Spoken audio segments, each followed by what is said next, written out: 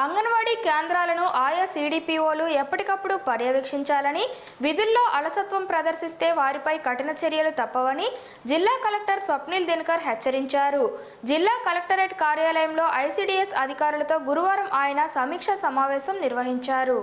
ఈ సందర్భంగా ఆయా ప్రాజెక్టుల పనితీరు గురించి ప్రాజెక్ట్ డైరెక్టర్ బి శాంతిశ్రీ సంబంధిత సీడీపీఓలతో వివరాలను అడిగి తెలుసుకున్నారు.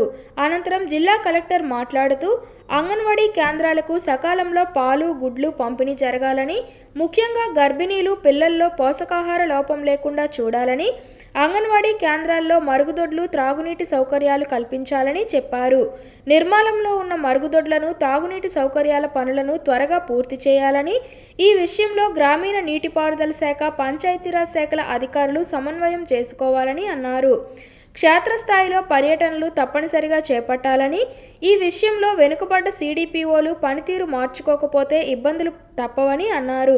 జిల్లాలో బాల్య వివాహాలు అరికట్టడానికి గ్రామస్థాయి, మండల స్థాయిలో నిర్వహించబోయే సమావేశాలు, అవగాహన కార్యక్రమాల ప్రణాళికను సిద్ధం చేసి తనకు సమర్పించాలని, కేంద్ర ప్రభుత్వం ద్వారా మంజూరు చేసిన అంగన్వాడీ కేంద్రాల్లో ఇంకుడు గుంతలు, ఇతర సామాగ్రి పంపిణీ పనులను వెంటనే పూర్తి చేసే దిశగా చర్యలు తీసుకోవాలన్నారు.